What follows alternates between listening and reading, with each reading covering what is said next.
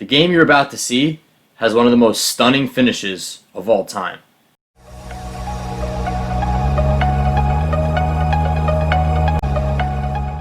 So welcome to part 1 of Games to be Inspired By, a series in which I'm going to be breaking down some of the craziest and most interesting chess games of all time. And for this first episode, I chose a game that when I saw it a little while ago, it really struck me as having one of the craziest endings. This is a game from the 2004 Russia Team Championship in Sochi between Russian Grandmaster Alexander Morozevich and Macedonian Grandmaster Viktor Bologan. Now at the time, Morozevich's rating was 2732, so he was already a super Grandmaster, and he actually went on 4 years later to peak at the number 2 player in the world at a rating of 2788. And lately I've actually been looking through a lot of his games as he really strikes me as a unique kind of attacking player. He was known for playing a lot of sort of unorthodox openings, but obviously he was a very strong player and he actually had a little attacking technique that I dare say made him ahead of his time. So in this game he opened with e4 and his opponent Bologan went for c6, the Caro-Kann defense, and he went for d4, d5, and now he played f3, the fantasy variation. So as I was saying, he'd like to play stuff that was a little bit less common and would give him a little bit more of attacking potential. And so his opponent, rather than taking an e4, went for e6, the most solid approach. And so he played knight to c3, just developing. And Bologan went for bishop e4, creating a pin on the knight. And rather than kind of directly address the pin, he went for bishop f4, developing the bishop to what may appear somewhat of an awkward spot because it's in the way of the pawn. But this actually is a pretty good diagonal, and if black ever does take here and try to go for this fork, then he can just play g3 and block. Instead, Bologan went for knight to e7. And now another seemingly strange move from Morozevich, queen to d3. Seems a little bit counterintuitive to develop your queen so early and actually block your bishop, but what he's doing here is he's adding protection to e4, and he's preparing to castle long, which is going to give him a lot of attacking chances on the king side. So Bologan here goes for b6. Obviously he can't develop the bishop this way because the pawn's in the way, but he's going to look to develop it to a6 and attack the queen. So Moro goes for knight to e2, and we have bishop a6 attacking the queen. Obviously knight's defending, queen has to move, so he plays queen to e3.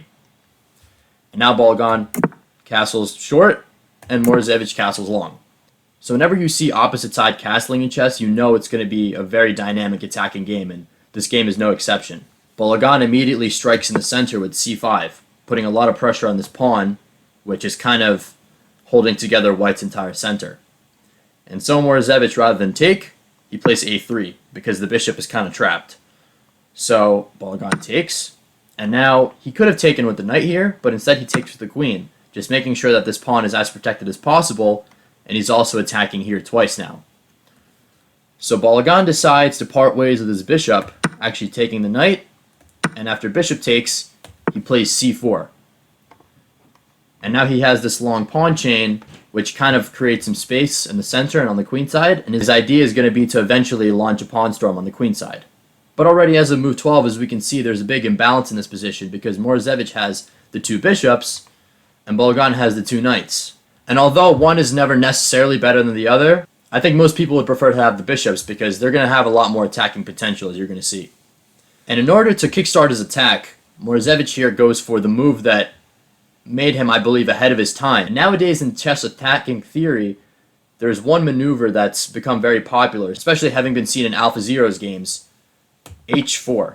The idea is that this pawn is going to be pushed, and its purpose is to try to create a weakness around black's king. And so Bologan counters with b5. As we see, they're both assembling attacks on the opposite side of the board. And now rather than immediately pushing h5, Morozevich decides to redeploy his queen to e1, where it can now go to g3. And so Bologan develops his knight, and now we see h5. Moro is continuing his plan of pushing the pawn and attacking the black king. And so Bologan here decides to just develop his queen.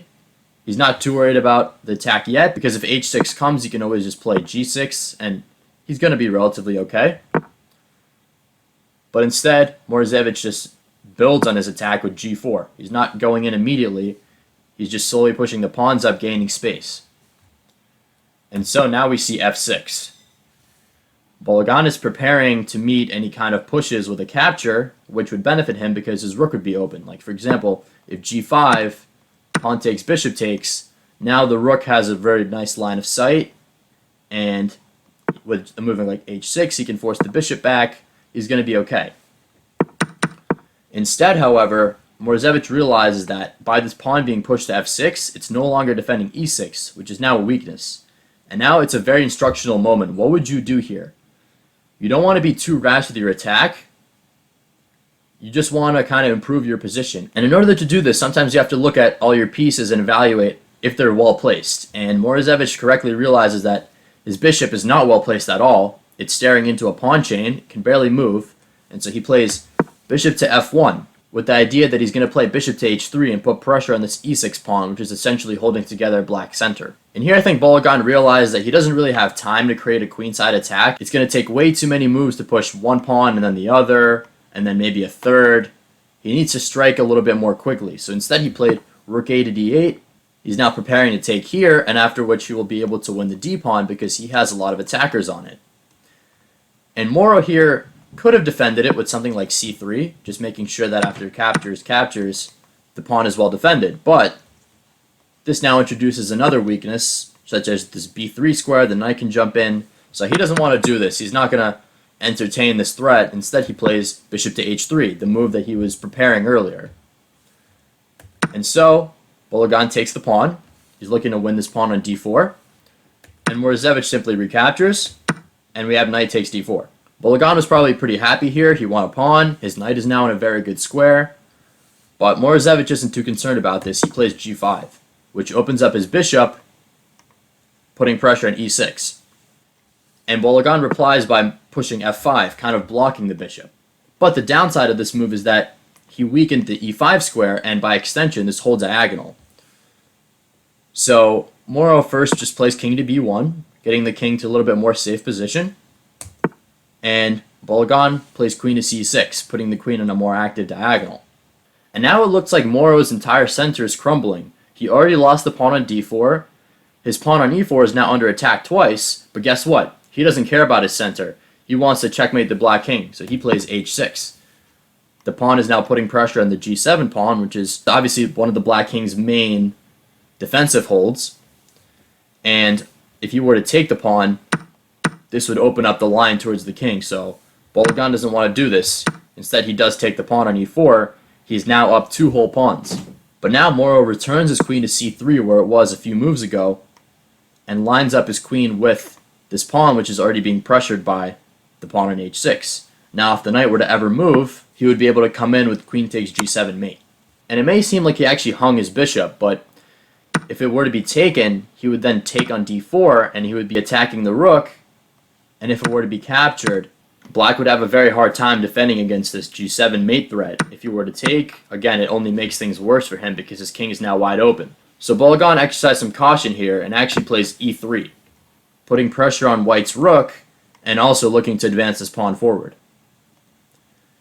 And now this is a very critical point of the game. I think both players analyzed several moves further, but one of them found something that the other did not find. And so Moro obviously realizes that if he takes the knight, his rook is going to fall, but he does it anyway.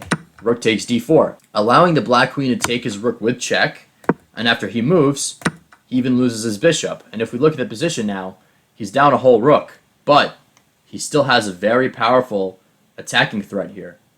And now he takes the rook, and we see that the rook cannot be recaptured because, again, queen takes g7 is mate. And so Bologan gets rid of the h-pawn, but the g-pawn just recaptures, and now again the threat is renewed, queen to g7. But Bologan here probably thought that with queen to g4, which is the move he played, he would be perfectly fine. He's now defending against the mate threat, and if his rook is captured, his king will recapture, and even though his king is a little bit exposed, he's thinking, alright, I'm going to be able to defend against this. Any check, I'll just run with my king, and I have a pass pawn, I'll be fine. Unfortunately for Bologan, though, there's a certain move here that he simply did not anticipate. And this is one of the most savage ways to end a game that I've ever seen. Take a second to see if you can find it. And the move that Morozevich played here is queen to h8. And believe it or not, Bologan resigned. The craziest thing about this is that when you see a queen sacrifice, usually it's like for a pawn or a piece or something. Here, you're literally giving up your queen for thin air. But if the king captures the queen, then he leaves the defense of the rook. And after rook takes f8, we see that the king cannot escape because this very important h-pawn is guarding g7.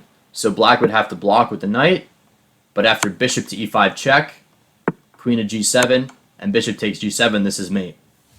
And if you don't take the queen and try to run with the king, you're not going to run very far. Because after queen takes h7 check, either you're going to block with the queen and get checkmated on g7, or you're going to come to f6, and rook takes f8 is going to be mate. And so Balogun, being a very strong grandmaster, obviously saw all these outcomes and wisely decided to resign here with a very aesthetic finish on the board. Queen that can be captured, but only at the price of checkmate.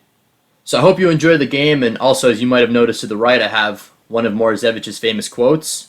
This is an English class, so I'm not really going to get too into it, but essentially one of the top players of the 2000s is saying that he doesn't believe that he fully understands chess, which I thought was very interesting. So I hope you enjoyed this game, and stay tuned for the next. Hopefully it's just as interesting.